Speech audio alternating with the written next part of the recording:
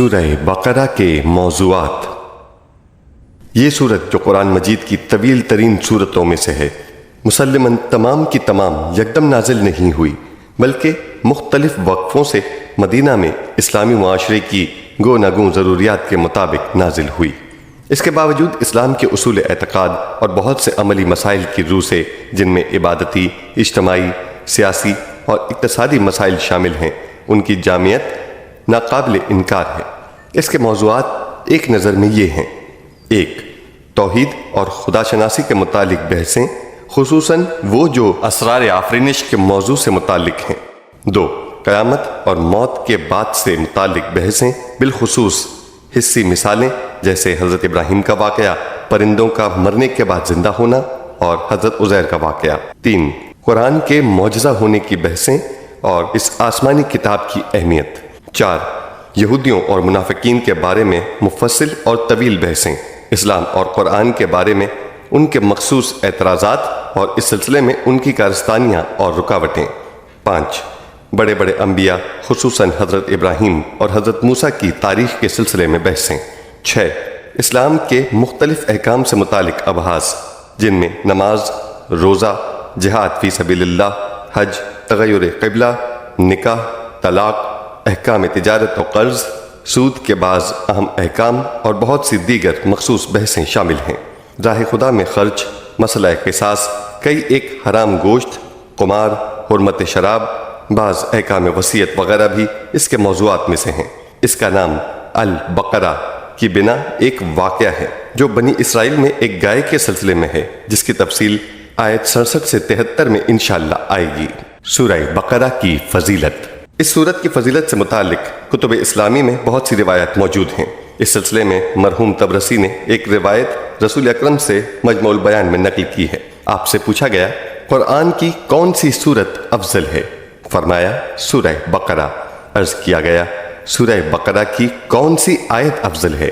فرمایا، آیت الکرسی۔ نور الثقلین جلد 1 صفحہ 26، مجموع البیان جلد 1 صفحہ 32۔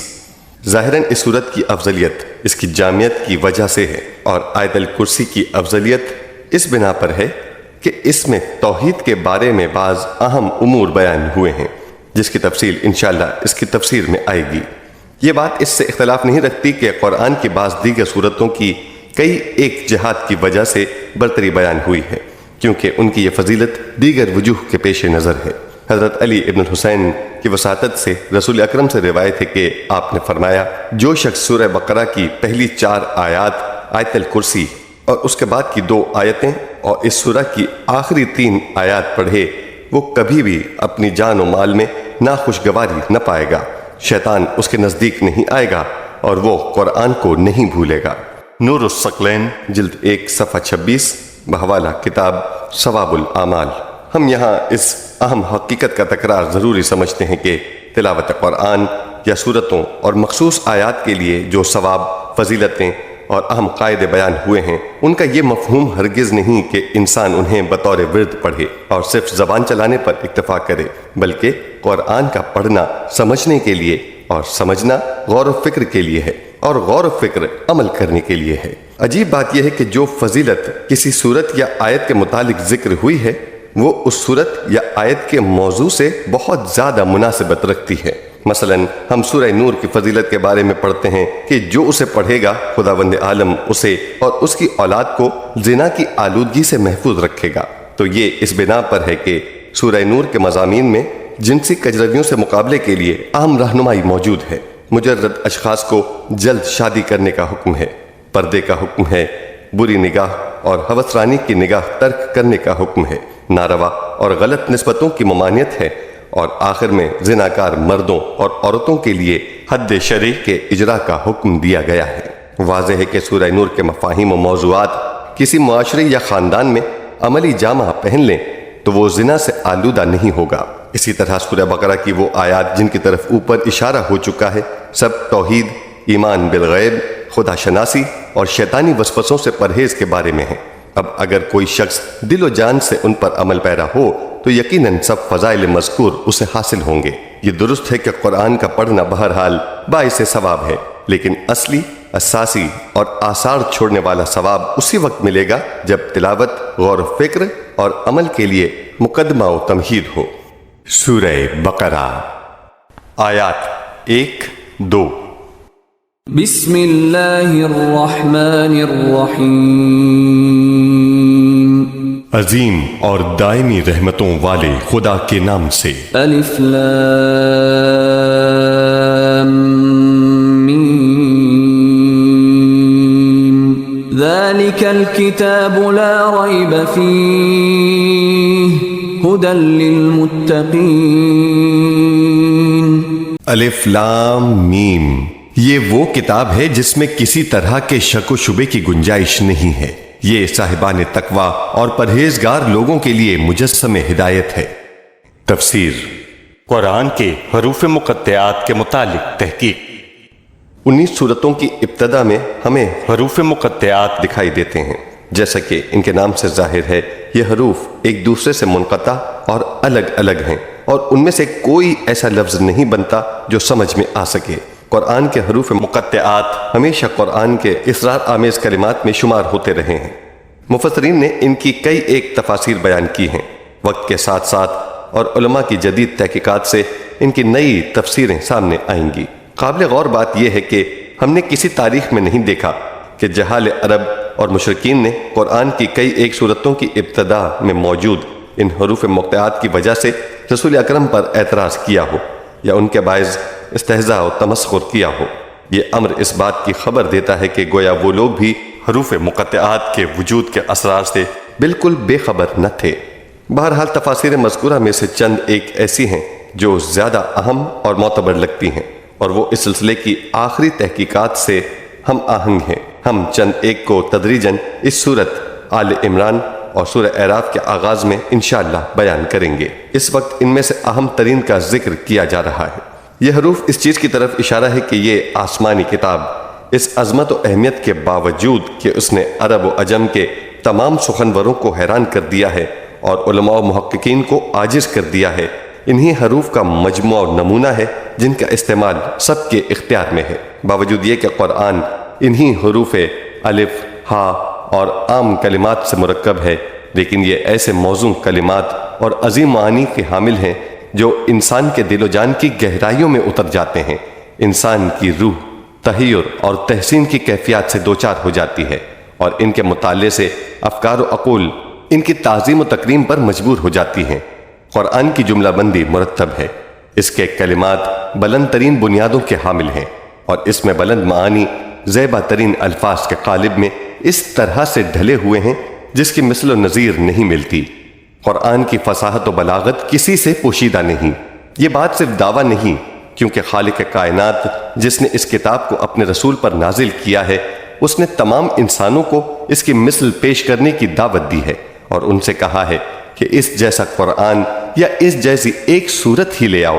اس نے دعوت دی ہے کہ تمام جہانوں کے باسی جن و انس ہم گام و ہم فکر ہو کر اس کی نظیر پیش کریں، لیکن سب کے سب عاجز و ناتواں رہ گئے۔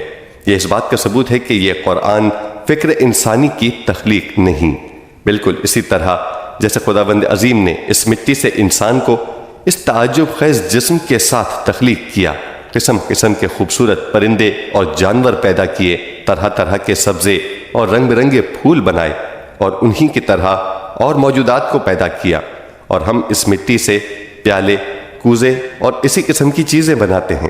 ایسے ہی خداوند تعالیٰ حروف الف، با اور معمولی کلمات سے بلند ترین مطالب و معانی کو خوبصورت الفاظ اور موزوں کلمات کے سانچے میں ڈھالتا ہے، اور انہیں ایسا اسلوب دیتا ہے جس سے تمام انگشتے بدنداں ہیں۔ بے شک یہی حروف انسانوں کے اختیار میں بھی ہیں، لیکن ان میں یہ طاقت نہیں کہ قرآن جیسی تراکیب اور جملہ بندی ایجاد کر سکیں۔ ادبیات عرب کا عہد زرین۔ یہ بات قابل غور ہے کہ زمانہ جاہلیت ادبیات کے لحاظ سے ایک عہد زرین تھا۔ وہی پا برہنہ اور نیم وحشی بادیہ نشین بدو تمام تر اقتصادی و معاشرتی محرومیوں کے باوجود ادبی ذوق اور سخن سنجی سے سرشار تھے، یہاں تک کہ آج بھی ان کے اشعار ان کے سنہری زمانے کی یاد دلاتے ہیں۔ ان کے بہترین اور قیمتی اشعار ادبیات عرب کا سرمایہ ہیں، اور حقیقی عربی ادب کے متلاشیوں کے لیے ایک گرم بہا ذخیرہ ہیں۔ یہ بات اس وقت کے عربوں کے تفوق ادبی اور ذوق سخن پروری کی بہترین دلیل ہیں۔ عربوں کے زمانہ جاہلیت میں ایک سالانہ میلہ لگتا تھا جو بازار عکاظ کے نام سے مشہور تھا۔ یہ ادبی اجتماع کے ساتھ سیاسی و عدالتی کانفرنس بھی تھی۔ اسی بازار میں بڑے بڑے اقتصادی سودے بھی ہوتے۔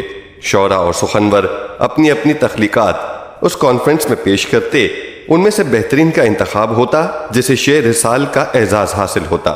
ان میں سے 7 یا 10 قصیدے سبعہ یا عشر معلقہ کے نام سے مشہور ہیں۔ اس عظیم الشان ادبی مقابلے میں کامیابی شاعر اور اس کے قبیلے کے لیے ایک بہت بڑا اعزاز تصور کی جاتی تھی۔ ایسے زمانے میں قرآن نے اپنی مثل لانے کی دعوت انہی لوگوں کو دی اور سب نے اظہار عجز کیا اور اس کے سامنے سر جھکا لیے۔ اس کی مزید تشریح اس سورہ کی آیت 23 کے ذیل میں آئے گی، جہاں قرآن کے چیلنج اور عرب سخنوروں کے عجز کا تذکرہ ہے۔ واضح گواہ حروف مقطعہ کہ اس تفسیر کا زندہ ثبوت وہ حدیث ہے جو امام سجاد علی ابن الحسین علیہ السلام سے منقول ہے۔ آپ فرماتے ہیں، قریش اور یہودیوں نے یہ کہہ کر قرآن کی طرف غلط نسبت دی کہ قرآن جادو ہے، یہ خود ساختہ ہے اور اسے خدا سے منسوب کر دیا گیا ہے۔ خدا نے انہیں خبردار کیا اور فرمایا، الف لام میم ذالک الکتاب، یعنی اے محمد جو کتاب ہم نے آپ پر نازل کی ہے وہ انہی حروف مقطعہ الف لام میم وغیرہ پر مشتمل ہے جو تمہارے زیر استعمال ہیں، اور اگر تم سچے ہو تو اس کی مثل پیش کرو۔ تفسیر برہان جلد اول صفحہ 54۔ دوسری شہادت وہ حدیث ہے جو امام علی ابن موسیٰ رضا سے مروی ہے۔ آپ نے فرمایا، خداوند تعالیٰ نے قرآن کو انہی حروف میں نازل فرمایا جنہیں تمام اہل عرب بولتے ہیں۔ پھر فرمایا، ان سے کہیے کہ اگر انس و جن قرآن کی مثل لانے کے لیے مجتمع ہو جائیں تب بھی وہ اس کی مثل نہیں لا سکتے۔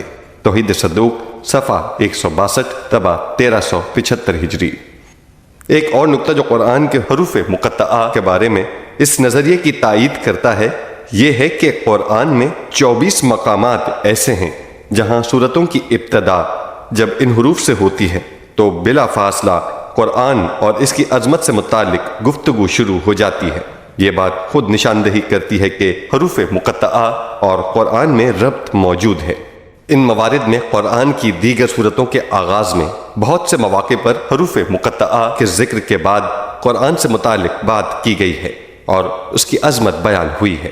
اس سورہ بقرہ کے آغاز میں بھی حروف مقطعہ کو بیان کرنے کے بعد اس آسمانی کتب کی عظمت کا ذکر کرتے ہوئے فرمایا گیا ہے کہ یہ وہی باعظمت کتاب ہے جس میں کسی قسم کا شک و شبہ نہیں۔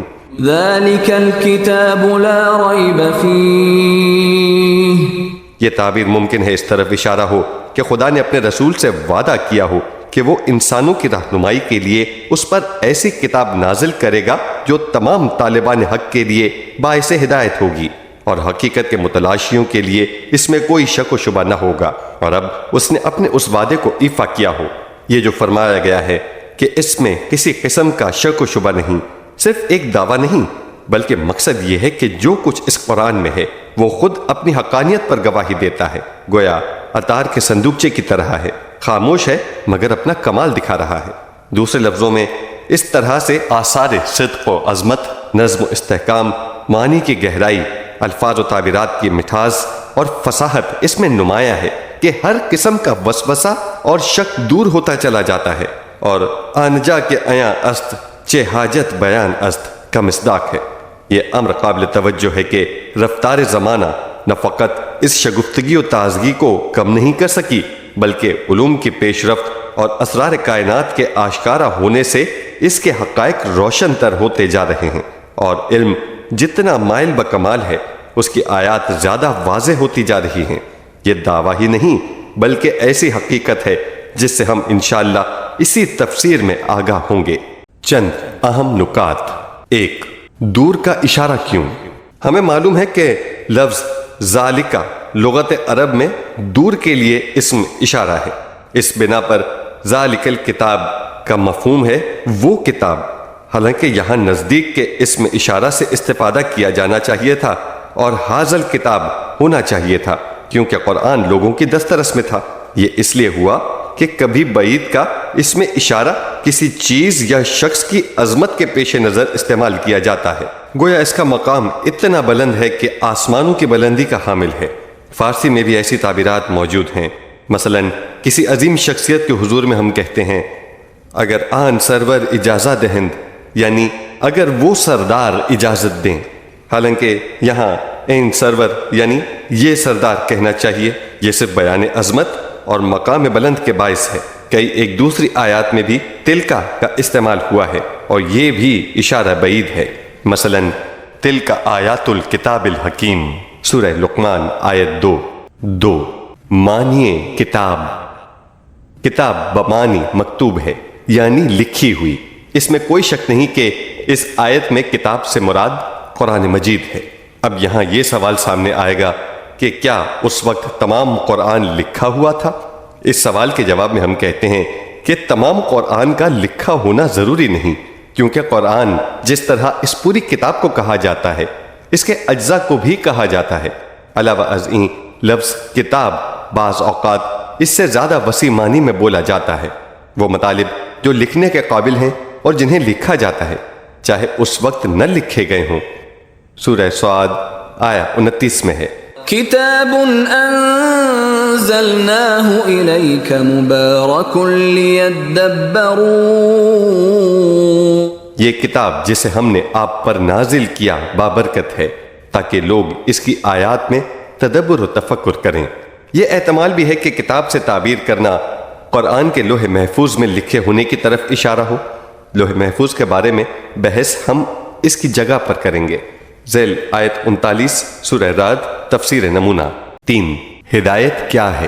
لفظ ہدایت قرآن میں کثرت سے استعمال ہوا ہے۔ اس کی بنیاد 2 معانی ہیں۔ ایک ہدایت تکوینی جو تمام موجودات عالم میں پائی جاتی ہے، اس سے مراد وہ ہدایت ہے جو تمام موجودات نظام خلقت کے تحت عالم ہستی کے قوانین کی پابندی کے ساتھ پروردگار عالم سے حاصل کرتی ہیں۔ قرآن مجید اس ضمن میں حضرت موسیٰ کا قول بیان کرتا ہے قال ربنا الذي اعطى كل شيء خلقه ثم هدى، حضرت موسیٰ نے کہا ہمارا پروردگار وہ ہے جس نے ہر چیز کو پیدا کیا اور پھر اس کی ہدایت کی۔ سورہ طٰہٰ آیت 50 2 ہدایت تشریعی جو انبیاء اور کتب آسمانی کے ذریعے انجام پذیر ہوتی ہے اور نوع انسانی ان کی تعلیم و تربیت سے ترقی کی راہیں طے کرتی ہیں۔ اس کے شواہد بھی قرآن میں بہت سے ہیں، ان میں سے ایک آیت یہ ہے وَجَعَلْنَاهُمْ أَئِمَّةً يَهْدُونَ بِأَمْرِنَا، انہیں ہم نے رہنما قرار دیا تاکہ ہمارے فرمان کے مطابق لوگوں کو ہدایت کریں۔ سورہ انبیاء آیت 73 4 قرآنی ہدایت پرہیزگاروں کے ساتھ کیوں مخصوص ہے؟ یہ مسلم ہے کہ قرآن تمام دنیا کی ہدایت کے لیے نازل ہوا ہے، لیکن مندرجہ بالا آیت میں اس کی ہدایت کو پرہیزگاروں کے ساتھ کیوں مخصوص قرار دیا گیا ہے؟ اس کی وجہ یہ ہے کہ جب تک تقویٰ کا کچھ حصہ انسان میں موجود نہ ہو، اس کے لیے آسمانی کتابوں اور انبیاء کی دعوت سے ہدایت کا حصول محال ہے۔ تقویٰ کے کچھ حصے سے مراد یہ ہے کہ انسان عقل و فطرت کی روشنی میں حق کو پہچان سکے، پھر اس کے سامنے سر تسلیم خم بھی کر دے۔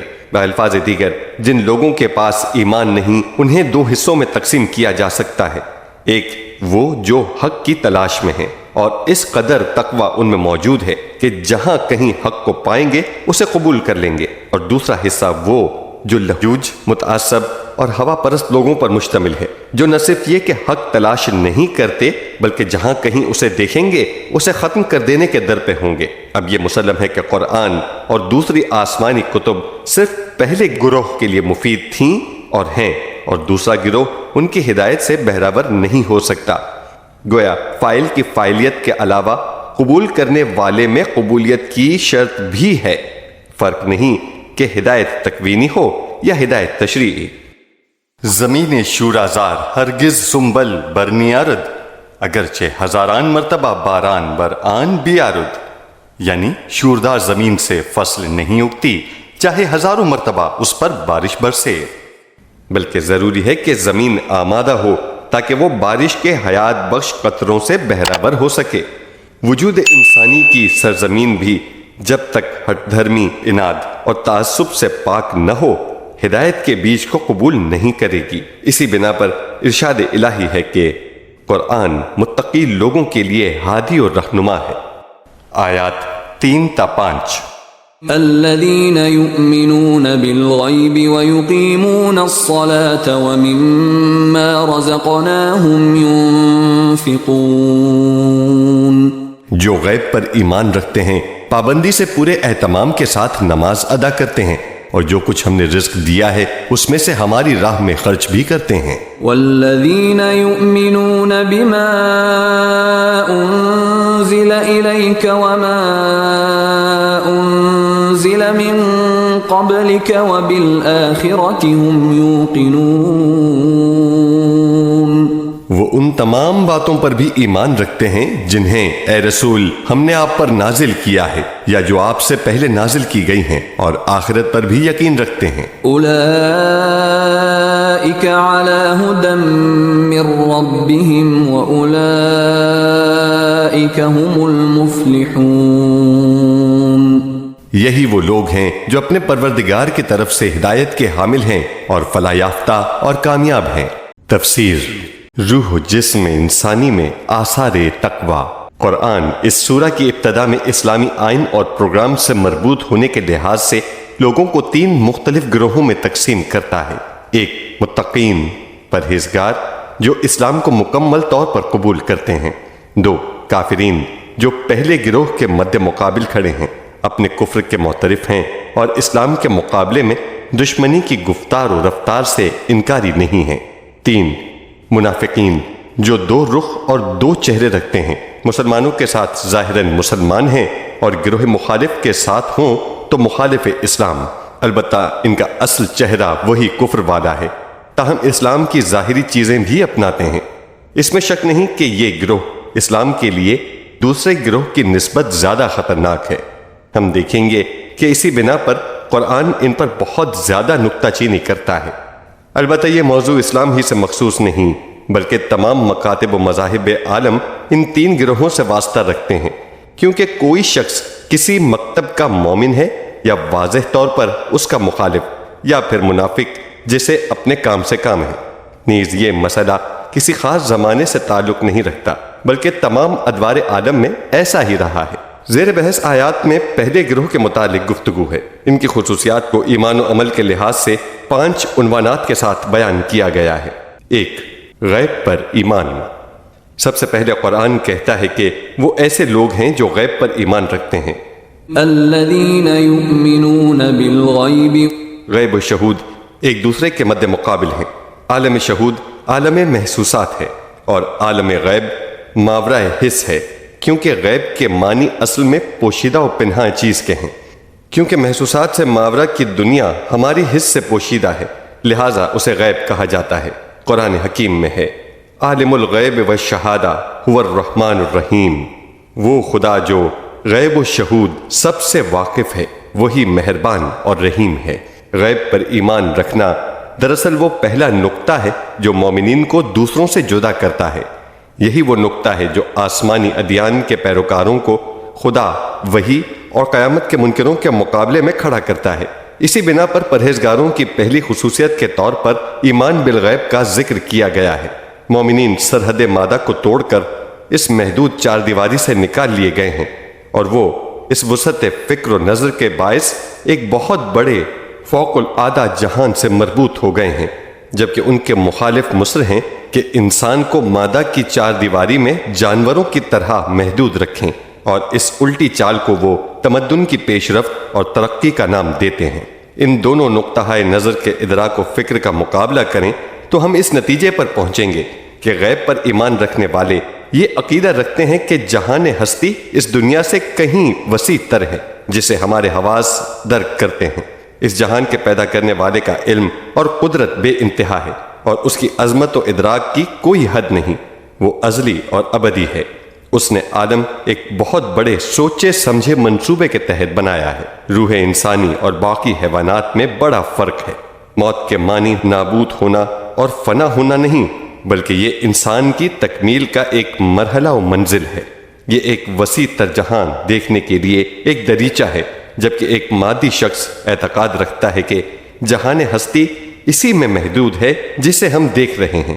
جتنا علوم طبی نے ہمارے لیے ثابت کیا ہے وہی کچھ کائنات ہے۔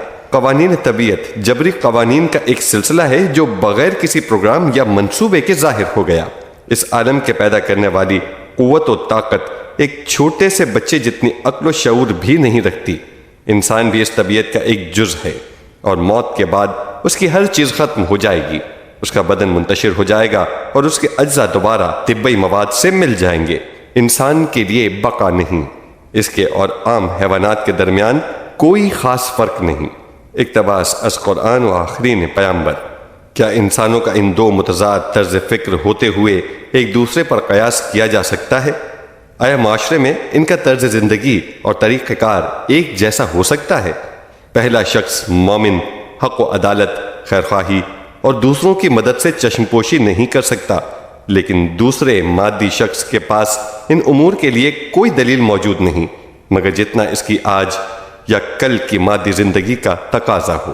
یہی وجہ ہے کہ مومنین کے درمیان سچا بھائی چارہ، پاکیزہ افہام و تفہیم اور تعاون ہوتا ہے، جبکہ جہاں پر مادی فکر کے حامل شخص کی حکمرانی ہے وہاں استعمار، استشمار، خون ریزی، غارت گری اور تاراجی ہے۔ واضح ہوا کہ قرآن نے تقوی کا پہلا نقطہ ایمان بالغیب کو قرار دیا ہے تو اس کی یہی وجہ ہے جو بیان کی گئی ہے۔ کیا ایمان بالغیب سے مراد صرف ذات پاک پروردگار پر ایمان لانا ہے، یا غیب یہاں ایک وسیع معنی رکھتا ہے، یعنی وہی، قیامت، فرشتے اور عالم حس سے ماورا سب کچھ اس کے مفہوم میں شامل ہے؟ مفسرین کے درمیان اس سلسلے میں اختلاف ہے، لیکن ہم نے ابھی کہا ہے کہ جہان ماورائے جس پر ایمان رکھنا مومنین اور کافرین میں نقطہ اختلاف اور علیحدگی کا سبب ہے۔ اس سے واضح ہوتا ہے کہ غیب یہاں ایک وسیع مفہوم رکھتا ہے۔ علاوہ ازیں آیت کی تعبیر بھی مطلق ہے اور اس میں کسی قسم کی کوئی قید موجود نہیں جو اسے خاص معنی میں محدود کر دے۔ اب اگر ہم اہل بیت کی بعض روایات میں دیکھتے ہیں کہ اس آیت میں غیب سے مراد امام غائب حضرت مہدی سلام اللہ علیہ لیے گئے ہیں، نور الثقلین جلد اول صفحہ 31، تو یہ بات ہماری گزشتہ گفتگو سے اختلاف نہیں رکھتی۔ امام مہدی علیہ السلام ہمارے عقیدے کی بنا پر زندہ و سلامت ہیں اور نگاہوں سے پوشیدہ ہیں۔ آیات کی تفسیر کے سلسلے کی روایات جن کے بہت سے نمونے آپ ملاحظہ کریں گے زیادہ تر مخصوص مصادیق کے لیے بیان ہوئی ہیں، لیکن اس کا یہ مطلب نہیں کہ انہیں ان مصادیق میں محدود کر دیا گیا ہے، بلکہ مذکورہ روایات حقیقت میں ایمان بالغیب کی وسعت اور اس کے امام غائب تک کے شمول کو بیان کرتی ہے، یہاں تک کہ کہا جا سکتا ہے کہ ایمان بالغیب ممکن ہے زمانے کے گزرنے کے ساتھ ساتھ نئے مصداق بھی پیدا کرے۔ 2. خدا سے رابطہ۔ پرہیزگاروں کی دوسری خصوصیت یہ ہے کہ وہ نماز قائم کرتے ہیں۔ وَيُقِيمُونَ الصَّلَاةَ۔ نماز خدا سے رابطے کی ایک رمز ہے۔ مومنین جو جہان ماورائے طبیعت تک رسائی حاصل کر چکے ہیں، نماز ان کا دائمی و ہمیشگی رابطہ مبدا عظیم آفرینش سے برقرار رکھنے کا ذریعہ ہے۔ وہ صرف خدا کے سامنے سر تسلیم خم کرتے ہیں، وہ فقط جہان ہستی کے خالق کے سامنے جھکتے ہیں، لہٰذا بتوں کے سامنے خضوع کرنا یا جباروں اور ستمگروں کے سامنے جھکنا ان کی زندگی میں کیسے حائل ہو سکتا ہے؟ ایسا انسان احساس کرتا ہے کہ میں تمام مخلوقات سے آگے بڑھ گیا ہوں اور مجھے اس مقام تک رسائی حاصل ہو گئی ہے کہ خدا سے گفتگو کروں۔ یہ احساس اس کی تربیت کے لیے بہترین عامل ہے۔ جو شخص روزانہ کم از کم 5 مرتبہ خدا کے سامنے کھڑا ہوتا ہے اور اس سے راز و نیاز کی باتیں کرتا ہے، اس کی فکر، اس کا عمل اور اس کی گفتار سب خدائی ہو جاتے ہیں۔ کس طرح ممکن ہے کہ وہ اس کی خواہش کے برخلاف قدم اٹھائے؟ لیکن اس کی شرط یہ ہے کہ درگاہ حق میں اس کا راز و نیاز دل و جان کے ساتھ ہو اور مکمل دل جمعی کے ساتھ اس کی بارگاہ کا رخ کرے۔ اہمیت نماز اور اس کے بے شمار تربیتی آثار کے متعلق اسی تفسیر میں سورہ ہود کی آیت 114 کی ذیل میں بحث کی گئی ہے۔ 3. انسانوں سے رابطہ۔ مومنین وہ لوگ ہیں جو پروردگار کے ساتھ دائمی رابطے کے علاوہ خلق خدا سے بھی مسلسل رابطہ رکھتے ہیں۔ اسی لیے قرآن ان کی تیسری خصوصیت یہ بیان کرتا ہے کہ ہم نے جو نعمتیں انہیں روزی کے طور پر عطا کی ہیں انہیں خرچ کرتے ہیں۔ وَمِمَّا رَزَقْنَاهُمْ يُنْفِقُونَ۔ یہ بات قابل توجہ ہے کہ قرآن یہ نہیں کہتا کہ من اموالہم ینفقون اپنے مال میں سے خرچ کرتے ہیں، بلکہ کہتا ہے مما رزقناہم جو ہم نے انہیں رزق دیا ہے۔ اس طرح مسئلہ انفاق اور خرچ کرنے کو عمومیت دے دی گئی ہے، گویا اس میں خدا کی مادی اور معنوی سب عنایتیں شامل ہیں۔ اس بنا پر پرہیزگار وہ ہیں جو نہ صرف اپنا مال بلکہ علم، عقل و دانش، جسمانی قوتیں، مقام اور منصب اجتماعی غرض اپنا ہر قسم کا سرمایہ صاحبان حاجت پر خرچ کرتے ہیں، اور اس خواہش کے بغیر کہ ان لوگوں سے اس کا کچھ عوض ملے گا۔ ایک نکتہ یہ بھی ہے کہ انفاق اور خرچ کرنا جہاں آفرینش کا ایک عمومی قانون ہے، یہ قانون خاص طور پر موجودات زندہ میں نظر آتا ہے۔ مثلا انسان کا دل صرف اپنے لیے کام نہیں کرتا، بلکہ اس کے پاس جو کچھ ہے وہ بدن کے تمام خلیوں پر خرچ کرتا ہے۔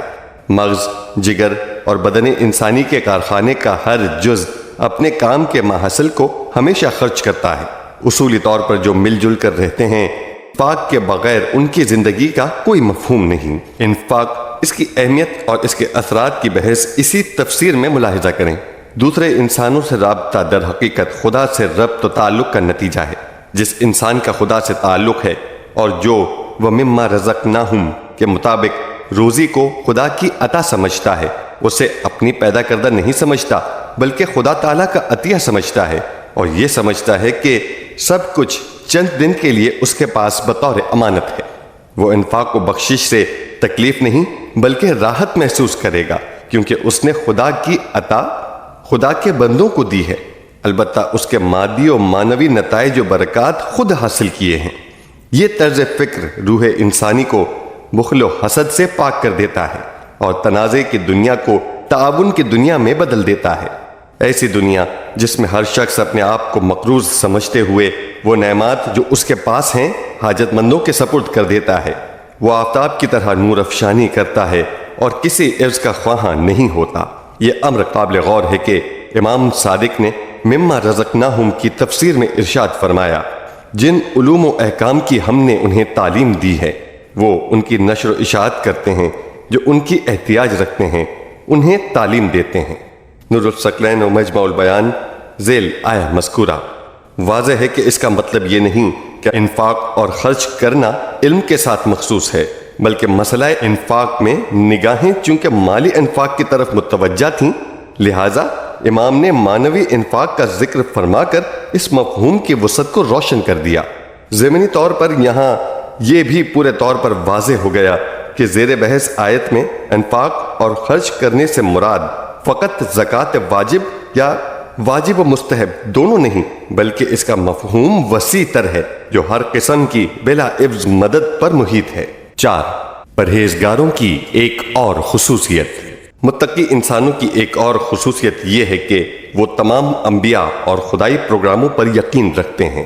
قرآن کہتا ہے وہ ایسے لوگ ہیں کہ جو کچھ آپ صلی اللہ علیہ وآلہ وسلم پر اور آپ سے پہلے نازل ہوا ہے اس پر ایمان رکھتے ہیں۔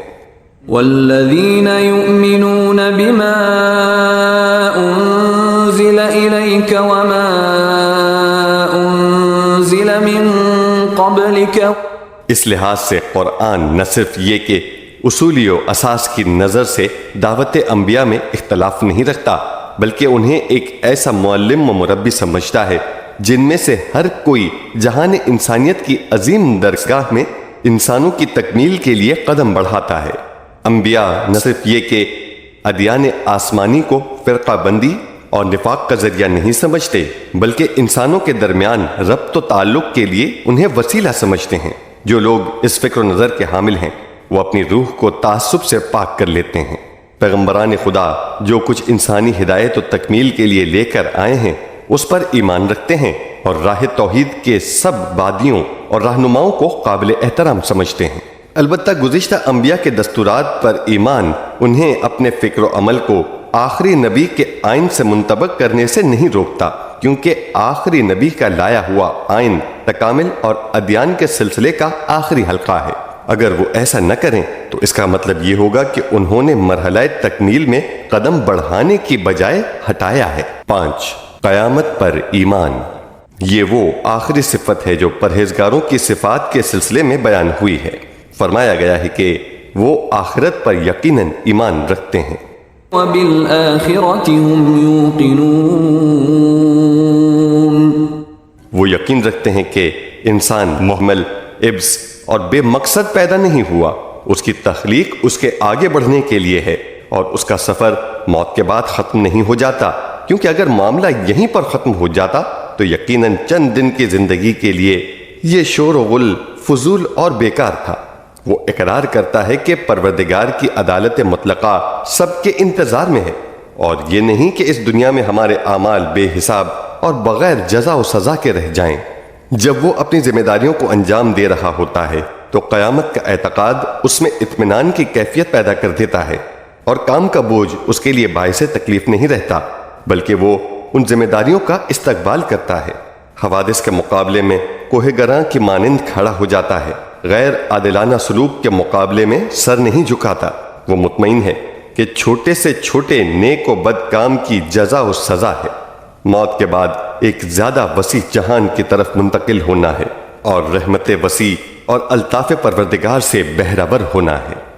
آخرت پر ایمان کا مطلب ہے عالم مادہ کی سرحد سے باہر نکل آنا اور ایک بلند تر عالم میں قدم رکھنا، جو ایسا جہان ہے کہ ہماری دنیا اس کے لیے کھیتی ہے۔ وہاں کی زندگی کے لیے زیادہ آمادہ ہونے کے لیے یہ ایک تربیت گاہ ہے۔ اس دنیا کی زندگی آخری ہدف اور مقصد نہیں، بلکہ یہ حقیقی زندگی کے لیے تمہید کی حیثیت رکھتی ہے۔ دوسرے جہان کی زندگی کو سازگار بنانے کے لیے اس جہان کی زندگی رحم مادر میں بچے کی زندگی کی طرح ہے۔ انسان کی خلقت کا مقصد کبھی بھی یہ زندگی نہیں رہا، بلکہ یہ ایک زندگی کے لیے دور تکامل ہے۔ جب تک انسان جنین سے صحیح و سالم اور ہر قسم کے عیب سے پاک متولد نہ ہو، بعد والی زندگی میں خوشبخت اور سعادت مند نہیں ہو سکتا۔ قیامت کا عقیدہ رکھنا انسان کی زندگی پر گہرا اثر پیدا کرتا ہے۔ یہ عقیدہ انسان کو شہامت و شجاعت بخشتا ہے، کیونکہ اس کی بنیاد پر انسان اس جہان کی زندگی میں افتخار کی بلندیوں تک پہنچتا ہے جو اسے خداوند عالم کی مقدس راہ میں شہادت سے حاصل ہوتا ہے، اور یہ شہادت ایک صاحب ایمان انسان کے لیے محبوب ترین چیز ہے، کیونکہ یہ دراصل ایک ابدی و جاودانی زندگی کی ابتدا ہے۔ قیامت پر ایمان انسان کو گناہ سے روکتا ہے۔ دوسرے لفظوں میں ہمارے گناہ خدا اور آخرت پر ایمان سے نسبت معکوسی رکھتے ہیں۔ ایمان جتنا قوی ہوگا، گناہ اتنے کم ہوں گے۔ سورہ صاد آیت 26 میں حضرت داؤد سے خطاب الہی ہے۔ وَلَا تَتَّبِعِ الْهَوَى فَيُضِلَّكَ عَن سَبِيلِ اللَّهِ إِنَّ الَّذِينَ يَضِلُّونَ عَن سَبِيلِ اللَّهِ لَهُمْ عَذَابٌ شَدِيدٌ بِمَا نَسُوا يَوْمَ الْحِسَابِ۔ خواہشات نفس کی پیروی نہ کرنا، کیونکہ وہ تمہیں خدائی راستے سے گمراہ کر دیں گی۔ وہ لوگ جو راہ خدا سے گمراہ ہو جاتے ہیں ان کے لیے دردناک عذاب ہے، کیونکہ انہوں نے روز قیامت کو فراموش کر دیا ہے۔ گویا روز جزا کو بھول جانا قسم قسم کی سرکشی، ظلم و ستم اور گناہوں کا پیش خیمہ ہے، اور یہی چیزیں عذاب شدید کا سرچشمہ ہیں۔ زیر نظر آیات میں سے آخری ان لوگوں کے نتیجے اور انجام کار کی خبر دیتی ہے جن کے صفات گزشتہ 5 آیات میں بیان کی گئی ہیں۔ قرآن کہتا ہے کہ یہ لوگ اپنے پروردگار کی طرف سے ہدایت پر ہیں۔ اولئک علی ھدی من ربہم، اور یہی کامیاب ہیں۔ واولئک ھم المفلحون، حقیقت میں ان کی ہدایت اور کامیابی کی ضمانت خدا کی طرف سے ہے۔ من ربہم کی تعبیر اسی حقیقت کی طرف اشارہ ہے۔ یہ امر قابل غور ہے کہ قرآن کہتا ہے علی ھدی من ربہم، یہ ایسے ہے گویا ہدایت خداوندی ایک راہوار ہے جس پر وہ سوار ہیں، اور اس سواری کی مدد سے وہ کامیابی اور سعادت کی طرف رواں دواں ہیں۔ کیونکہ ہمیں معلوم ہے کہ لفظ علا عموماً تسلط، علو اور غلبہ کے مفہوم میں استعمال کیا جاتا ہے۔ خدا بصورت نکرہ ضمناً اس ہدایت کی طرف اشارہ ہے جو خدا کی طرف سے ان کی شامل حال ہے، یعنی وہ بہت عظیم ہدایت پر فائز ہیں۔ ہم المفلحون کی تعبیر علم بیان کے اصول کے پیش نظر دلیل حصر ہے، یعنی کامیابی کا راستہ صرف انہی لوگوں کا راستہ ہے، کیونکہ یہ لوگ 5 مخصوص صفات اپنا کر ہدایت الہی سے سرفراز ہوئے ہیں۔ صاحب تفسیر المنار مصر ہیں کہ اولئک 2 گروہوں کی طرف اشارہ ہے۔ پہلا وہ جس میں ایمان بالغیب، قیام نماز اور انفاق کی صفات پائی جاتی ہیں، اور دوسرا وہ جو آسمانی وحی اور قیامت پر ایمان رکھتا ہے۔ لیکن یہ تفسیر بہت بعید نظر آتی ہے، کیونکہ یہ 5 صفات ایک گروہ سے مخصوص ہیں اور ایک دوسرے سے متصل ہیں، اور اس کے 2 حصے کرنا درست نہیں۔ چند اہم نکات۔ 1، ایمان و عمل کی راہ میں تسلسل۔ گزشتہ آیات میں تمام جگہوں پر فعل مضارع سے استفادہ کیا گیا ہے، جو عموماً استمرار و تسلسل کی نشاندہی کرتا ہے۔ يؤمنون بالغیب ويقيمون الصلاة وينفقون وبالآخرة هم يوقنون۔ یؤمنون بالغیب، یقیمون الصلاۃ، ینفقون وبالآخرۃ ہم یوقنون۔ یہ اس امر کی نشاندہی کرتا ہے کہ پرہیزگار اور سچے مومن وہ ہیں جو اپنے پروگرام میں ثبات و استمرار رکھتے ہیں، زندگی کے نشیب و فراز ان کے روح و فکر پر اثر انداز نہیں ہوتے، اور ان سے ان انسان ساز پروگراموں میں خلل پیدا نہیں ہوتا۔ وہ ابتدا ہی سے حق طلبی کی روح رکھتے ہیں، جو اس کا باعث بنتی ہے کہ وہ دعوت قرآن کے پیچھے جائیں، اور پھر دعوت قرآن ان میں یہ 5 صفات پیدا کر دیتی ہے۔ 2، حقیقت تقوی کیا ہے؟ تقوی کا مادہ ہے وقایہ، جس کے معنی ہے نگہداری یا خودداری۔ راغب نے مفردات میں لکھا ہے کہ وقایہ کے معنی ہے چیزوں کو ان امور سے محفوظ کرنا جو انہیں نقصان یا تکلیف پہنچائیں، اور تقوی کے معنی ہے خطرات سے بچا کر روح کو ایک حفاظتی پردے میں رکھنا۔ تقوی کے معنی کبھی خوف بھی کیے جاتے ہیں، حالانکہ خوف تو تقوی کا سبب ہے۔ عرف شریعت میں تقوی کا مطلب ہے اپنے آپ کو گناہوں سے بچا کر رکھنا، اور کمال تقوی یہ ہے کہ مشتبہ چیزوں سے بھی اجتناب کیا جائے۔ دوسرے لفظوں میں نظم و ضبط کی ایک ایسی اندرونی طاقت کا نام تقوی ہے جو سرکشی و شہوت کے مقابلے میں انسان کی حفاظت کرتی ہے۔ حقیقت میں یہ قوت ایک ایسے مضبوط ہینڈل کا کام دیتی ہے جو وجود انسانی کی مشینری کو الٹ جانے کی جگہوں پر محفوظ رکھتا ہے اور خطرناک تیزیوں سے روکتا ہے۔ اسی لیے امیر المومنین علی علیہ السلام تقوی کو خطرات گناہ کے مقابلے میں ایک مضبوط قلعے کا عنوان دیتے ہیں۔ آپ فرماتے ہیں، اے اللہ کے بندو، جان لو کہ تقوی ایسا مضبوط قلعہ ہے جسے تسخیر نہیں کیا جا سکتا۔ نہج البلاغہ خطبہ 157۔ اسلامی احادیث اور علماء اسلام کے کلمات میں حالت تقوی کے لیے بہت سی تشبیہات بیان ہوئی ہیں۔ امیر المومنین حضرت علی فرماتے ہیں، تقوی ایسے راہبار کی مانند ہے جس پر اس کا مالک سوار ہو، اس کی باغ ڈور بھی اس کے ہاتھ میں ہو، اور وہ اسے بہشت کے اندر پہنچا دے۔ نہج البلاغہ خطبہ 16۔ بعض نے تقوی کو اس شخص کی حالت سے تشبیہ دی ہے جو کانٹوں بھری زمین سے گزر رہا ہو اور اس کوشش میں ہو کہ اپنا دامن بھی سنبھالے رکھے اور قدم بھی احتیاط سے اٹھائے تاکہ کوئی کانٹا اس کے دامن سے نہ الجھ جائے اور نہ ہی کوئی خار اس کے پاؤں میں چبھے۔ عبداللہ بن معتز نے اس کیفیت کو اپنے اشعار میں یوں بیان کیا ہے، سب چھوٹے بڑے گناہوں کو چھوڑ دے کہ حقیقت تقوی یہی ہے، اس شخص کی طرح ہو جا جو خاردار زمین پر انتہائی احتیاط سے قدم اٹھاتا ہے۔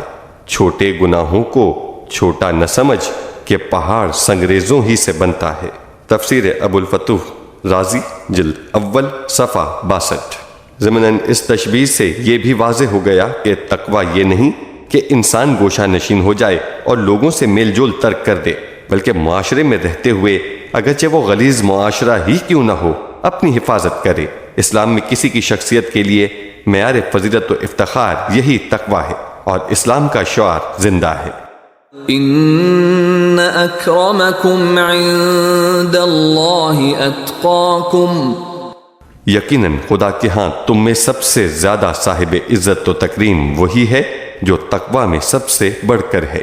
سورہ حجرات آیت 13۔ حضرت علی فرماتے ہیں، تقوی اور خوف خدا ہر بند دروازے کی کلید ہے، قیامت کے لیے ذخیرہ ہے، شیطان کی بندگی سے آزادی کا سبب ہے، اور ہر ہلاکت سے باعث نجات ہے۔ نہج البلاغہ خطبہ 23۔ ضمناً متوجہ رہیے گا کہ تقوی کی کئی ایک شاخیں اور شعبے ہیں، مثلاً تقوی مالی، تقوی اقتصادی، تقوی جنسی، تقوی اجتماعی اور تقوی سیاسی وغیرہ۔ آیات 6-7۔ ان الذين كفروا سواء عليهم أأنذرتهم ام لم تنذرهم لا يؤمنون۔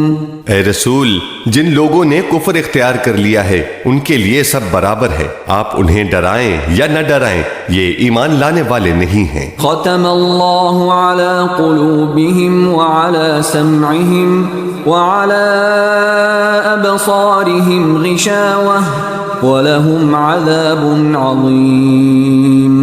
خدا نے ان کے دلوں اور کانوں پر گویا مہر لگا دی ہے کہ نہ کچھ سنتے ہیں اور نہ سمجھتے ہیں، اور آنکھوں پر بھی پردے پڑ گئے ہیں، ان کے واسطے آخرت میں عذاب عظیم ہے۔ تفسیر۔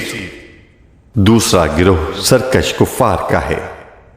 یہ گروہ ان پرہیزگار انسانوں کے بالکل برعکس ہے جن کی صفات گزشتہ 2 آیات میں پوری وضاحت سے بیان ہوئی ہیں۔ ان 2 آیات میں سے پہلی میں ہے کہ جو کافر ہیں اور ساتھ اپنے کفر و بے ایمانی پر مصر ہیں، ان کے لیے کوئی فرق نہیں پڑتا کہ آپ انہیں عذاب الہی سے ڈرائیں یا نہ ڈرائیں، کیونکہ وہ تو ایمان لانے کے نہیں۔ ان الذين كفروا سواء عليهم أأنذرتهم ام لم تنذرهم لا يؤمنون۔ پہلا گروہ حواس و ادراک کے ساتھ پوری طرح تیار تھا کہ وہ حق کو پہچانے اور پھر اسے قبول کر کے اس کی پیروی کرے، لیکن اس گروہ کے افراد اپنی گمراہی میں اتنے کٹر ہیں کہ حق جتنا بھی ان کے سامنے واضح ہو جائے وہ اسے قبول کرنے کے لیے تیار نہیں۔ وہ قرآن جو متقین کے لیے ہادی اور رہنما ہے ان کے لیے بالکل بے اثر ہے، کچھ کہیں نہ کہیں، ڈرائیں یا نہ ڈرائیں، کوئی بشارت دیں یا نہ دیں، ان پر کسی چیز کا کچھ اثر نہیں۔ یہ وہ لوگ ہیں کہ حق کی پیروی اور اس کے سامنے سر تسلیم خم کرنے کے لیے روحانی طور پر آمادہ ہی نہیں۔ دوسری آیت میں اس تعصب و ڈھٹائی کی دلیل پیش کی گئی ہے، اور وہ یہ کہ یہ کفر و عناد میں اس طرح ڈوبے ہوئے ہیں کہ حس شناخت کھو بیٹھے ہیں۔ خدا نے ان کے دلوں اور کانوں پر مہر لگا دی ہے اور ان کی آنکھوں پر پردہ ڈال دیا گیا ہے۔ ختم اللہ علی قلوبہم وعلی سمعہم وعلی ابصارہم غشاوہ۔ اسی بنا پر ان کا انجام یہ ہے کہ ان کے لیے بہت بڑا عذاب ہے، وَلَهُمْ عَذَابٌ عَظِيمٌ۔ اس لحاظ سے وہ آنکھ پرہیزگار جس سے آیات خدا کو دیکھتے تھے، وہ کان پرہیزگار جس سے حق کی باتیں سنتے تھے، اور وہ دل پرہیزگار جس سے حقائق کا ادراک کرتے تھے، کفار کے لیے بیکار ہیں۔ عقل، آنکھ اور کان ان کے پاس ہیں، لیکن سمجھنے، دیکھنے اور سننے کی قوت ان میں نہیں رہی، کیونکہ ان کے برے اعمال، ان کا عناد اور ہٹ دھرمی ان کی شناخت کی قوت کے سامنے پردہ بن گئے ہیں۔ یہ مسلم ہے کہ جب تک انسان اس مرحلے تک نہ پہنچے، کتنا ہی گمراہ کیوں نہ ہو، قابل ہدایت ہوتا ہے، لیکن جب وہ اعمال بد کی وجہ سے حصے تشخیص ہی کھو بیٹھتا ہے تو پھر اس کے لیے راہ نجات نہیں ہے، کیونکہ اس کے پاس پہچان کی قوت ہی نہیں، لہٰذا یقینی طور پر عذاب عظیم اس کے انتظار میں ہے۔ چند اہم نکات۔ 1. تشخیص کی قدرت کا چھن جانا دلیل جبر نہیں۔ پہلا سوال جو یہاں پیدا ہوتا ہے وہ یہ ہے کہ گزشتہ آیت کے مطابق اگر خدا نے ان کے دلوں اور کانوں پر مہر لگا دی ہے اور ان کی آنکھوں پر پردہ ڈال دیا ہے تو پھر وہ مجبور ہیں کہ کفر پر باقی رہ جائیں، تو کیا یہ جبر نہیں؟ قرآن میں اس آیت کی طرح اور بھی ایسی آیات موجود ہیں۔ ان حالات میں انہیں سزا دینے کے کیا معنی ہیں؟ اس سوال کا جواب خود قرآن نے دیا ہے، اور وہ یہ کہ حق کے مقابلے میں ان لوگوں کا اصرار اور ہٹ دھرمی ان کی طرف سے ظلم و ستم اور کفر کا استمرار و دوام ان کی حصے شناخت پر پردہ پڑ جانے کا باعث بنتا ہے۔ سورہ نساء آیت 155 میں ہے، بل طبع اللہ علیہا بکفرہم۔ خداوند عالم نے ان کے کفر کی وجہ سے ان کے دلوں پر مہر لگا دی ہے۔ سورہ مومن آیت 35 میں ہے، كذلك يطبع الله على كل قلب متكبر جبار۔ اس طرح خدا ہر متکبر اور ستمگر کے دل پر مہر لگا دیتا ہے۔ اسی طرح سورہ جاسیہ آیت 23 میں ہے أفرأيت من اتخذ إلهه هواه وأضله الله على علم وختم على سمعه وقلبه وجعل على بصره غشاوة فمن يهديه من بعد الله افلا تذکرون۔ کیا آپ نے اس شخص کو دیکھا ہے جس نے ہوائے نفس کو اپنا خدا بنا لیا ہے، لہٰذا وہ گمراہ ہو گیا ہے، اور خدا نے اس کے گوش و دل پر مہر لگا دی ہے اور اس کی آنکھ پر پردہ ڈال دیا ہے۔ آپ دیکھ رہے ہیں کہ انسان کی حس تشخیص کا سلب ہو جانا اور آلات تمیز و معرفت کا بیکار جانا ان آیات میں چند ایک علل کا معلول شمار ہوا ہے۔ کفر، تکبر، ستم، پیروی ہوا و ہوس سے سرکش، تعصب اور حق کے مقابلے میں اصرار۔ حقیقت میں یہ حالت انسان کے اعمال کا عکس العمل اور بازگشت ہے، کوئی اور چیز نہیں۔ اصولاً یہ ایک فطری امر ہے کہ اگر انسان ایک غلط کام کو مسلسل کرتا رہے تو آہستہ آہستہ اس سے مانوس ہو جاتا ہے۔ پہلے ایک حالت ہے، پھر وہ ایک عادت بن جاتی ہے، گویا وہ روح انسانی کا جزو ہو جاتی ہے، اور کبھی معاملہ یہاں تک پہنچ جاتا ہے کہ انسان کا پلٹ آنا ممکن نہیں رہتا، لیکن اس نے جان بوجھ کر یہ راستہ اختیار کیا تھا، لہٰذا عواقب و انجام کا بھی خود ذمہ دار ہے، اور اس میں جبر کی کوئی بات نہیں، بالکل اس شخص کی طرح جو خود اپنی آنکھ پھوڑے اور کان ضائع کر دے کہ دیکھ سکے نہ سن سکے۔ اب اگر آپ دیکھیں کہ ان افعال کی نسبت خدا کی طرف دی گئی ہے تو اس کی وجہ یہ ہے کہ خدا نے اس قسم کے افعال میں ایسی خاصیت رکھی ہے۔ یہ بات خاص طور پر غور طلب ہے۔ قوانین آفرینش سے اسی مفہوم کی پورے طور پر عکاسی ہوتی ہے۔ جو شخص صحیح اور سچے تقوی اور پاکیزگی کو اپنا پیشہ بنا لے، خداوند عالم اس کی حس تمیز کو زیادہ قوی کر دیتا ہے اور اسے خاص ادراک نظر اور روشن فکری عطا کرتا ہے، جیسے سورہ انفال میں آیت 29 میں ہے یا ایہا الذین آمنوا ان تتقوا اللہ یجعل لکم فرقانا۔ اے ایمان والو، اگر تم تقوی کو اپنا پیشہ قرار دو تو خداوند عالم تمہیں فرقان یعنی وسیلہ ادراک حق و باطل عطا کرے گا۔ اس حقیقت کو ہم نے روزمرہ کی زندگی میں بھی آزمایا ہے۔ بعض ایسے اشخاص ہیں جو غلط کام شروع کر دیتے ہیں اور ابتدا میں خود معترف بھی ہوتے ہیں کہ 100% غلط کاری اور برائی کا ارتکاب کر رہے ہیں، اور اسی بنا پر وہ اس کام سے دکھی ہیں، لیکن آہستہ آہستہ اس سے مانوس ہو جاتے ہیں تو وہ دکھ ان سے دور ہو جاتا ہے، اور رفتہ رفتہ معاملہ یہاں تک جا پہنچتا ہے کہ نہ صرف انہیں اس کام سے کوئی تکلیف نہیں ہوتی بلکہ وہ اس پر خوش ہوتے ہیں، حتیٰ کہ اسے انسانی یا دینی ذمہ داری سمجھنے لگتے ہیں۔ حجاج ابن یوسف جو دنیا کا سب سے بڑا سفاک اور ظالم انسان تھا، اس کے حالات میں لکھا ہے کہ وہ اپنے ہولناک مظالم اور سفاکیوں کی توجیح میں کہتا تھا، یہ لوگ گناہ گار ہیں، لہٰذا مجھ جیسا شخص ان پر مسلط رہنا چاہیے تاکہ ان پر ظلم کرے، کیونکہ یہ اس کے مستحق ہیں۔ گویا وہ جس قدر قتل، خون ریزی اور ظلم کرتا تھا، اس کے لیے اپنے آپ کو خدا کی طرف سے مامور سمجھتا تھا۔ کہتے ہیں چنگیز خان کے ایک سپاہی نے ایران کے ایک سرحدی شہر میں تقریر کی اور کہنے لگا، کیا تمہارا یہ اعتقاد نہیں ہے کہ خدا گناہ گاروں پر عذاب نازل کرتا ہے؟ ہم وہی عذاب الہی ہیں، لہٰذا کسی قسم کے مقابلے کی کوشش نہ کرنا۔ 2. ایسے لوگ قابل ہدایت نہیں تو انبیاء کا تقاضا کیوں؟ یہ دوسرا سوال ہے جو زیر نظر آیات کے سلسلے میں سامنے آتا ہے۔ اگر ہم ایک نقطے کی طرف توجہ دیں تو جواب واضح ہو جائے گا، وہ یہ کہ سزا اور عذاب الہی ہمیشہ انسان کے اعمال و کردار سے مربوط ہے۔ صرف اس بنا پر کسی شخص کو سزا نہیں دی جا سکتی کہ وہ دلی طور پر برا شخص ہے، بلکہ ضروری ہے کہ پہلے اسے حق کی دعوت دی جائے۔ اگر اس نے پیروی نہ کی اور اپنے اندرونی خبائث کو اپنے اعمال و کردار سے ظاہر کیا تو اس وقت وہ سزا و عذاب کا مستحق ہے، ورنہ وہ ظلم سے پہلے قصاص کا مصداق قرار پائے گا۔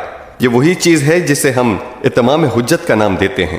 خلاصہ یہ کہ جزا اور عمل کا بدلہ یقیناً انجام عمل کے بعد ہونا چاہیے، صرف ارادہ یا روحانی و فکری آمادگی اس کے لیے کافی نہیں۔ علاوہ ازیں انبیاء صرف ان کی ہدایت کے لیے نہیں آتے رہے ہیں، ایسے لوگ اقلیت میں ہیں، زیادہ تعداد تو ان گمراہ لوگوں کی ہے جو صحیح تعلیم و تربیت کے تحت قابل ہدایت ہیں۔ 3. دلوں پر مہر لگانا۔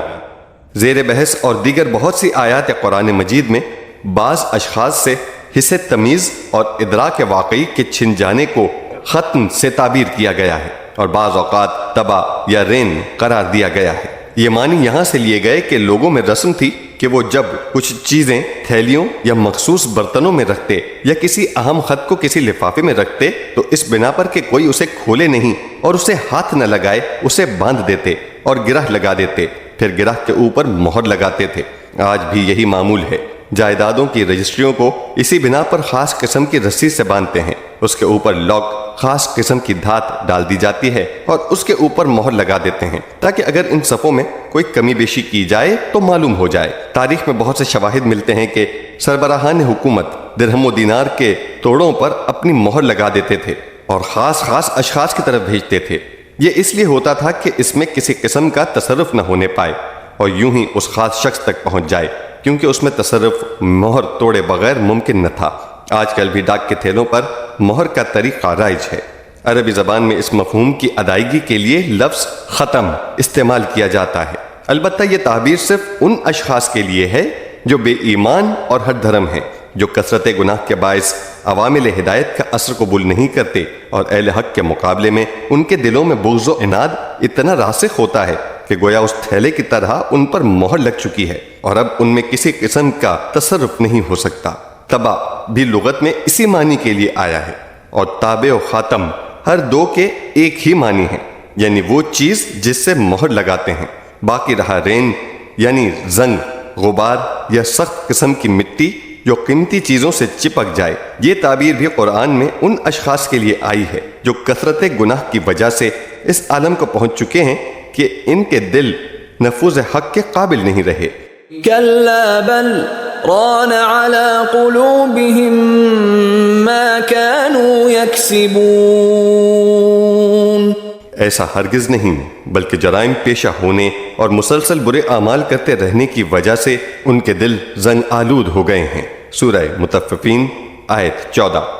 یہاں یہ بات اہم ہے کہ انسان ہمیشہ متوجہ رہے، اگر خدا نخواستہ اس سے کوئی گناہ سرزد ہو جائے تو بہت جلد اسے توبہ کے پانی اور نیک عمل سے دھو ڈالنا چاہیے، کہیں ایسا نہ ہو کہ وہ دل پر زنگ کی شکل اختیار کر جائے اور اس پر مہر لگا دے۔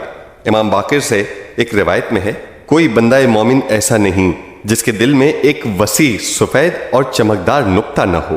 جب اس سے گناہ سرزد ہو جاتا ہے تو اس نقطہ سفید کے درمیان ایک سیاہ نقطہ پیدا ہو جاتا ہے۔ اب اگر توبہ کر لے تو وہ سیاہی برطرف ہو جاتی ہے، اور اگر مسلسل گناہ کرتا رہے تو سیاہی پھیلتی جاتی ہے، یہاں تک کہ وہ تمام سفیدی پر محیط ہو جاتی ہے، اور جب سفیدی بالکل ختم ہو جائے تو پھر ایسے دل والا کبھی بھی خیر و برکت کی طرف نہیں پلٹ سکتا۔ اور اس ارشاد الہی کا یہی مفہوم ہے جب فرماتا ہے كلا بل ران على قلوبهم ما كانوا يكسبون۔ اصول کافی جلد 2 باب الذنوب حدیث 20 صفحہ 209۔ 4. قرآن میں قلب سے کیا مراد ہے؟ قرآن مجید میں ادراک کے حقائق کی نسبت دل کی طرف کیوں دی گئی ہے، جبکہ یہ بات واضح ہے کہ دل ادراکات کا مرکز نہیں، وہ تو بدن میں گردش خون کا ایک آلہ ہے۔ اس کا جواب یہ ہے کہ لفظ قلب قرآن میں کئی معنی کے لیے ہے، جن میں سے بعض یہ ہیں۔ 1. ادراک و عقل، جیسا کہ سورہ قاف آیہ 37 میں ہے، ان فی ذلک لذکرى لمن کان له قلب۔ ان مطالب میں تذکر و یاد دہانی ان لوگوں کے لیے ہے جو عقل و ادراک کی قوت رکھتے ہیں۔ 2. روح و جان، جیسا کہ سورہ احزاب آیت 10 میں ہے، جب آنکھیں دھنس گئیں اور مارے دہشت کے روح و جان لبوں تک آ پہنچی۔ 3. مرکز عواطف و مہربانی، سورہ انفال آیت 12 میں ہے، سألقی فی قلوب الذین کفروا الرعب۔ بہت جلد کافروں کے دلوں میں روب ڈال دیں گے۔ ایک اور جگہ سورہ آل عمران آیہ 159 میں ہے، فبما رحمت من اللہ لنت وَلَوْ كُنْتَ فَظًّا غَلِيظَ الْقَلْبِ لَانفَضُّوا مِنْ حَوْلِكَ. یہ رحمت الہی ہے کہ آپ لوگوں کے لیے نرم خو ہیں، اور اگر آپ تند خو اور سنگ دل ہوتے تو وہ آپ کے گرد و پیش سے منتشر ہو جاتے. اس کی توضیح یہ ہے کہ انسانی وجود میں وہ قوی مرکز ہیں جو یہ ہیں: الف، مرکز ادراک، جو مغز اور کارخانہ اعصاب ہے. اسی لیے جب کوئی فکری کام درپیش ہو تو ہم احساس کرتے ہیں اور اپنے مغز کو اس کے تجزیہ و تحلیل کا ذمہ دار قرار دیتے ہیں، اگرچہ مغز اور سلسلہ اعصاب حقیقت میں روح کے لیے وسیلہ اور آلے کی حیثیت رکھتے ہیں. ب، مرکز عواطف، جس سے مراد وہی چلغوزہ نما دل ہے جو سینے کے بائیں حصے میں ہے، اور مسائل عواطف، مہربانی و رحم پہل اسی مرکز پر اثر انداز ہوتے ہیں، اور پہلی چنگاری دل سے شروع ہوتی ہے. ہم وجدانی طور پر جب کسی مصیبت سے دوچار ہوتے ہیں تو اس کا بوجھ اسی دل پر محسوس کرتے ہیں. اسی طرح جب کسی سرور انگیز اور مسرت آرا امر کا سامنا کرتے ہیں تو اسی مرکز میں فرحت و انبساط کا احساس کرتے ہیں. یہ بات غور طلب ہے. یہ صحیح ہے کہ سب ادراکات و عواطف کا اصلی مرکز انسان کی روح رواں ہے، لیکن ان کا مظاہرہ اور جسمی عکس العمل مختلف ہوتا رہتا ہے. ادراک و فہم کا عکس العمل پہلی دفعہ کارخانہ مغز میں ظاہر ہوتا ہے، لیکن مسائل عواطف مثلا محبت، عداوت، خوف، اطمینان، خوشی اور غمی کا عکس العمل انسان کے دل میں ظاہر ہوتا ہے. ان امور کے پیدا ہوتے ہی واضح طور پر ان کا اثر ہم اپنے دل میں محسوس کرتے ہیں. خلاصہ یہ کہ اگر قرآن میں مسائل عواطف کو اسی دل کی طرف اور مسائل عقلی کو قلب، بمانی، عقل یا مغز کی طرف نسبت دی گئی ہے تو اس کی وجہ یہی ہے جو بیان کی گئی ہے، اور یہ کوئی بے قاعدہ بات نہیں ہے. علاوہ ازیں قلب، بمانی، عضو خاص، دل انسانی زندگی اور اس کی بقا میں نہایت اہم کردار کا حامل ہے، کیونکہ اس کا ایک لحظے کا توقف بھی تباہی اور نابودی کا سبب ہے. اس بنا پر کیا مذائقہ ہے کہ فکری و عاطفی تحریکوں اور فعالیتوں کی نسبت اس کی طرف دی جائے. 5، قلب و بصر صیغہ جمع اور سمع مفرد میں کیوں؟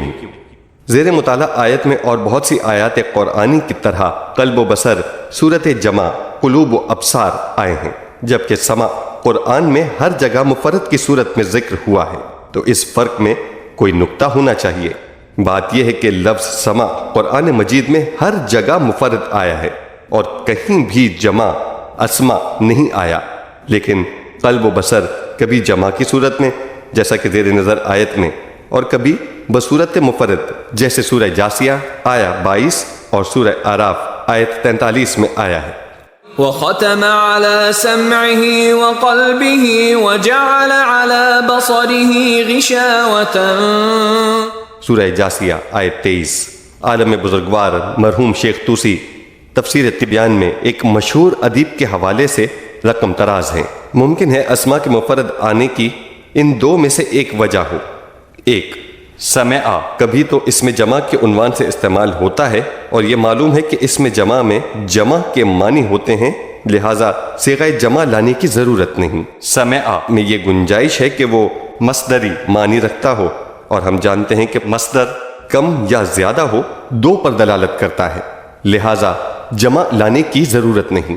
اس کے علاوہ ایک وجہ ذوق و علم کے اعتبار سے بھی بیان کی جا سکتی ہے، اور وہ یہ کہ ادراکات قلبی اور مشاہدات چشم ان امور کی نسبت زیادہ ہیں جو سماعت میں آتے ہیں. اس اختلاف کی بنا پر قلوب و ابصار جمع کی شکل میں آیا ہے، لیکن سمع مفرد کی صورت میں.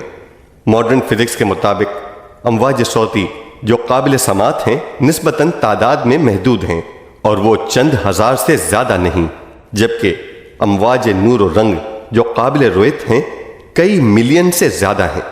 یہ بات غور طلب ہے.